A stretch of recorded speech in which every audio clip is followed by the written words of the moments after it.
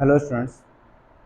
Last video lecture में हमने symmetric, skew symmetric and transpose से रिलेटेड क्वेश्चन किए थे। सेकेंड ऑफ हमने उसमें ये जान चुके हैं कि कोई भी मैट्रिक्स की सिमेट्रिक और स्क्यू सिमेट्रिक होने की पहचान कैसे करें। उसके पार्ट 2 की तरफ चलते हुए सिमेट्रिक और स्क्यू सिमेट्रिक के वहाँ हम ये सीखेंगे कि एक मैट्रिक्स आपको दे रखी है, उसे सिमेट्रिक और स्क्यू सिमेट्रिक में कन्वर्ट कैसे करें, यानी कि क्या किसी मैट्रिक्स से सिमेट्रिक एंड स्क्यू सिमेट्रिक बनाया जा सकता है, और अगर बनाया जा सकता है तो उसके पीछे क्या रूल्स होंगे, कैसे बनाया जा सकता है। चलो शुरू करते हैं एक छोटे से एग्जाम्पल को समझते हुए, ठीक है। और काफ़ी इजी पॉइंट है, बिल्कुल भी टफ नहीं है। अगर थोड़ा सा आप फोकस करोगे पॉइंट की तरफ तो कहना क्या चाहता हूँ मैं, ध्यान देना। आपको एक मैट्रिक्स दी गई है, ए मैट्रिक्स 3 4 1 -1 2 3 3 -1 2। फर्स्टली आप रैंडमली ये चेक करके बताओ मेरे को, जो तरीका आपको सिखाया था, क्या ये सिमेट्रिक का एग्जांपल है या स्क्यू सिमेट्रिक का। सर आपने ये बताया था हमें कि डायगोनल को हमने सीन ना करते हुए पहले देखो स्क्यू सिमेट्रिक है तो उसके लिए डायगोनल जीरो होनी जरूरी है। तो यहाँ डायगोनल जीरो नहीं है, इसलिए ये स्क्यू सिमेट्रिक तो नहीं है सर। बात करें हम सिमेट्रिक की, तो सिमेट्रिक में आपने बोला कि ये एंट्री और ये एंट्री सेम होनी चाहिए। सर ये एंट्रीज भी हमारे पास सेम नहीं है, तो इसका मतलब ये हुआ कि ना तो ये सिमेट्रिक है और ना ये स्क्यू सिमेट्रिक है। Very good. चलो ये सिमेट्रिक भी नहीं है, ये स्क्यू सिमेट्रिक भी नहीं है, लेकिन क्या हम इससे सिमेट्रिक और स्क्यू सिमेट्रिक बना पाएंगे। देखो सबसे पहले आप इसका ट्रांसपोज करो।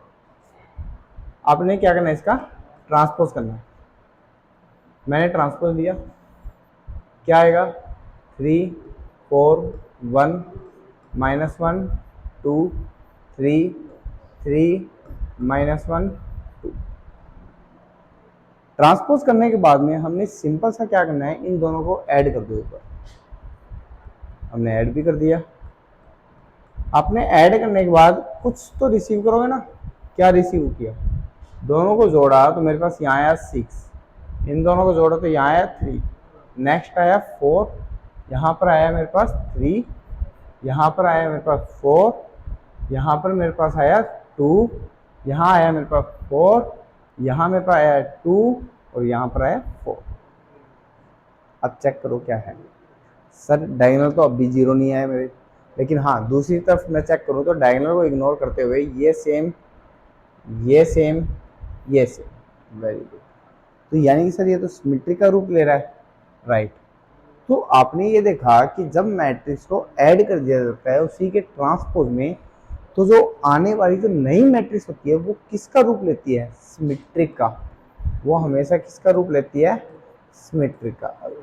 क्योंकि ये एक रैंडमली चेक करने का तरीका है, लेकिन as a point of view जो है, एग्जाम के पॉइंट ऑफ व्यू से अगर देखिए हम तो हमें प्रूव करना पड़ेगा, हमें इसका ट्रांसपोज शो करना पड़ेगा। जो इसका ट्रांसपोज होगा वो हमारे पास इसी के बराबर आएगा। This is the example of the symmetric.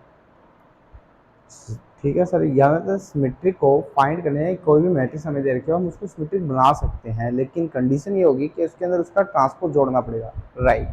आपने उसका उसमें ट्रांसपोज जोड़ोगे तो जो मैट्रिक्स बनेगी वो हमेशा आपकी क्या बनेगी, सिमेट्रिक का रूप लेगी। अब आपने क्या करना है, इसके बाद में एक और चीज चेक करते हैं, क्या हम स्क्यू सिमेट्रिक बना सकते हैं।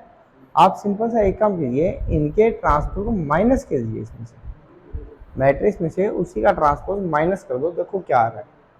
सर माइनस करने पे मेरे पास ये 0 आ रहा है, ये मेरे पास 5 आ रहा है, ये मेरे पास -2 आ रहा है, ये -5 आ रहा है सर, ये मेरे पास 0 आ रहा है, यहाँ पर 2 आ रहा है, यहाँ मेरे पास 2 आ रहा है, इधर मेरे पास -2 आ रहा है।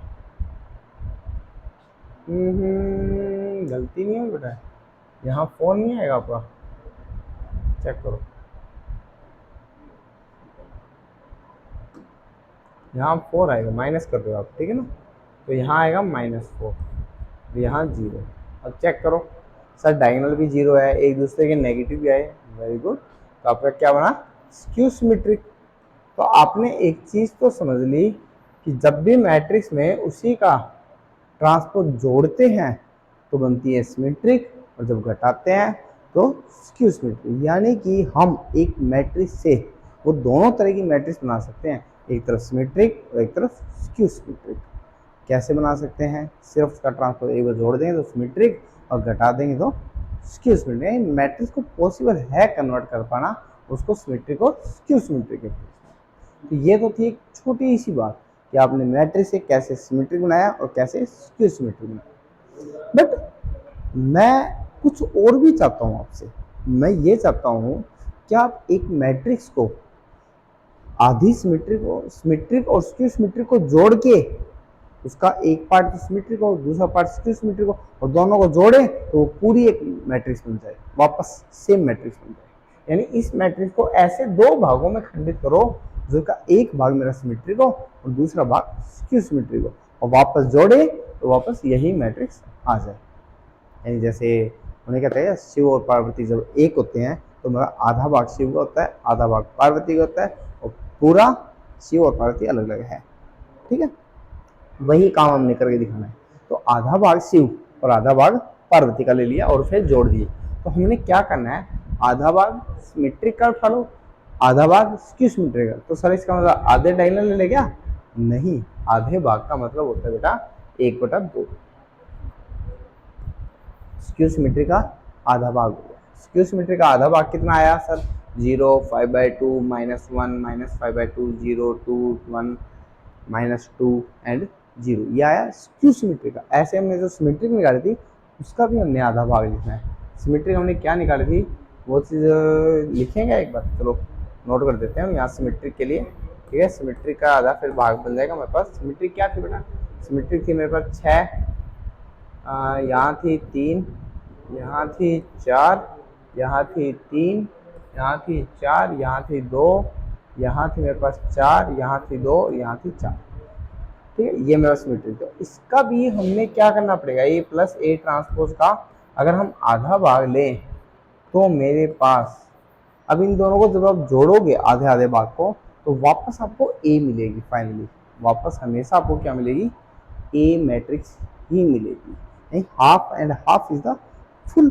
शिव और पार्वती का सेम वही, मान लो ये शिव है ये पार्वती, इन दोनों का आधा आधा भाग लिया और जोड़ा, वापस ए कंप्लीट आई। तो ये था हमारे पास सिमेट्रिक और स्क्यू सिमेट्रिक के सम के रूप में प्रेजेंट करने वाले। अब आप सोच रहे हो सर ऐसा क्यों हुआ, तो मैं आपको छोटी सी बात चलो यहाँ पर समझाऊंगा क्वेश्चन से, बातों से। तो ये बात आपको शायद समझ आई होगी हमें करना क्या है। हम अब क्वेश्चन की तरफ बढ़ते हुए देखते हैं कि हमारे पास किस तरह की बातें दे रखी होगी। तो बेटा पहला 8वां 7वां क्वेश्चन पे आओ। 7वें में क्या दिया है? ए मैट्रिक्स दे रखी है, ये इज ए सिमेट्रिक। ये तो हम कर चुके हैं ना शायद, ये स्क्यू सिमेट्रिक वो शो करनी है, कोई दिक्कत नहीं। 8वें में आओ, फॉर ए मैट्रिक्स ए हमें दे रखी है, हमने क्या करना है ए प्लस ए का ट्रांसपोज निकाल दिया। चेक करना क्या वो सिमेट्रिक है, ट्रांसपोज करके चेक करना भाई। अच्छा ए माइनस ए ट्रांसपोज निकाल लिया आपने, ओके, और उसको चेक करो क्या वो स्क्यू सिमेट्रिक है। तो ये आपने चेक करना, जो आपको समझाया वही चीज आपसे पूछेगी।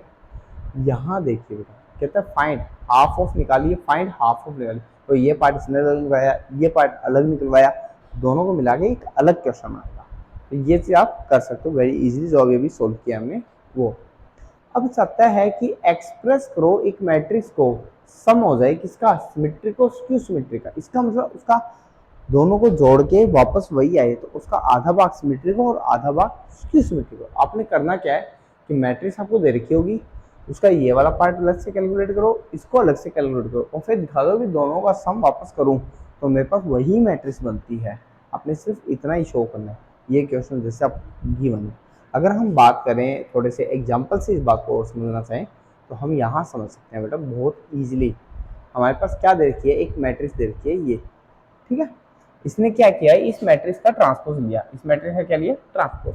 देन ट्रांसपोज जोड़ के हाफ पार्ट ले लिया, वैसे ही क्यू के अंदर भी ट्रांसपोज जोड़ के हाफ पार्ट ले लिया, ठीक है, और शो किया कि P is a symmetric. Show किया साथ में भी P सिमेट्रिक है, ट्रांसपोज लेके क्यू स्क्यू सिमेट्रिक है, ट्रांसपोज लेके ये भी शो करेगा। ठीक है, यहाँ लिखिएगा क्यू इज ऑल्सो क्यू, और है क्या ये उसी का नाम दे दिया सिर्फ, उसमें पूरा पूरा लिख नहीं हुआ है। और फिर दिखाया भी अगर इन दोनों को जोड़ा जाए तो इन दोनों को ऐड करने से वापस जो मैट्रिक्स मिलती है वो बी मैट्रिक्स ही हमें मिल जाती है। That is our proof. हमें किस तरह से एग्जाम में सोल्व करना है, मैं अगेन रिपीट कर रहा हूँ, आप इस एग्जाम्पल से प्रॉपरली समझ सकते हो कि how to will solve this type of question. ठीक है, बी मैट्रिक्स को भी ट्रांसपोज करना है, आपने ये हाफ पार्ट डिफाइन करना और चेक करना है कि वो सिमेट्रिक है। देन क्यू लेना है half part of this and check करना है क्या वो स्क्यू सिमेट्रिक है। अगर वो दोनों चीजें हैं तो आप उन दोनों का सम करके दिखाओगे क्या वापस वो ए बनाता है तो हमारी कहानी सोल्व हुई।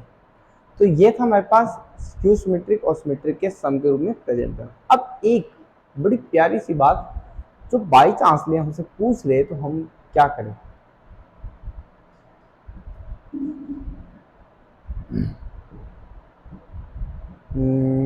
देखता हूँ मैं इसमें है या नहीं है।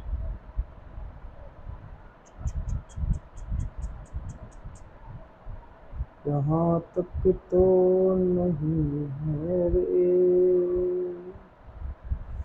नहीं नहीं नहीं नहीं,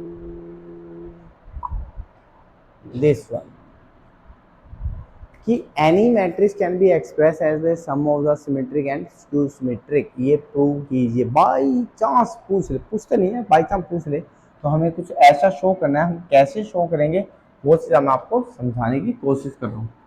देखो, आप बताते जाना क्या मैं सही कर रहा हूँ चीज़ें। मेरे को ए मैट्रिक्स दे रखी है तो क्या मैं ए को लिख सकता हूँ हाफ ऑफ 2a? सर बिल्कुल लिख सकते हो। क्या मैं इसको लिख सकता हूँ half of a plus A? Sir rightly बिल्कुल लिख सकते हो। क्या मैं इसको लिख सकता हूँ half of a plus A transpose plus a minus A transpose? सही सही है, आपने ट्रांसपोज जोड़ दिया, ट्रांसपोज घटा दिया, कोई फर्क नहीं पड़ा। अब तक वो चीज देखो, ये सारी इक्वल चल रही है बातें। क्या मैं इसको लिख सकता हूँ a plus A transpose? Sir लिख सकते हो। And half of a plus A transpose, sorry a minus A transpose.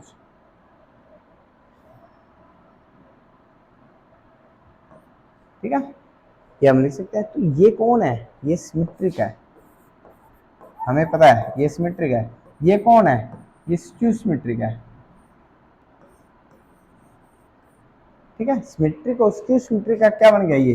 Sir सम के रूप में प्रेजेंट होगी। And this is our proof for this कि रियल में हम किसी भी मैट्रिक्स को इस रूप में लिखा जा सकता है। एक्चुअली यहाँ से प्रेजेंट हुआ है। तो ये एक छोटा सा पॉइंट था हमारे पास, ये थ्योरम के रूप में बना के दे दिया बस। वैसे तो पूछते नहीं है, बहुत बैड किस्मत हो तभी पूछेंगे, अदरवाइज नहीं पूछते ये चीज़। तो ये था हमारे पास क्वेश्चंस में the last end of this question. हाँ ये देखो एक छोटा सा वैसे रफली क्वेश्चन सा है, कुछ भी नहीं है। कह रहा है इन दोनों का सम मेरा आइडेंटिटी के बराबर है तो देन अल्फा की वैल्यू बताओ। बहुत इजी सा क्वेश्चन है। आपने इसका ट्रांसपोज लेके इसमें जोड़ना है। जैसे आप इसका ट्रांसपोज इसमें लेके जोड़ोगे तो आपके पास एक जगह 2 cos अल्फा आएगा। 2 cos अल्फा को आप 1 के इक्वल कंपेयर करोगे, 1 0 0 1 से करोगे तो 2 cos अल्फा मेरा 1 के बराबर होगा। वहां से आपको अल्फा की वैल्यू मिलेगी π/6। ठीक है, और कुछ नहीं, बहुत इजी से क्वेश्चन है। ये वाली एक्सरसाइज हमारे सिलेबस से हट चुकी है, पहले थी कभी पास्ट पुराने ज़माने में, पिछले साल वाले में, अब ये नहीं है। चलो इसके बाद जो है ना हमें सिंपल सा है कि एक नया चैप्टर शुरू करना होगा जिसका नाम होगा हमारे पास डिटरमिनेंट। यहाँ से आपका 6 मार्क्स का तो डायरेक्ट क्वेश्चन बनता ही बनता है। इसे हम नेक्स्ट नई वीडियो में डिस्कस करेंगे। आज के लिए था सिर्फ इतना ही, कैसे हम मैट्रिक्स को सिमेट्रिक और स्क्यू सिमेट्रिक के सम के रूप में शो कर सकते हैं और कैसे हम एक मैट्रिक्स को सिमेट्रिक और स्क्यू सिमेट्रिक के रूप में कन्वर्ट कर सकते हैं। मिलते हैं नेक्स्ट वीडियो में, तब तक के लिए enjoy your day with your family. Thank you, have a nice day.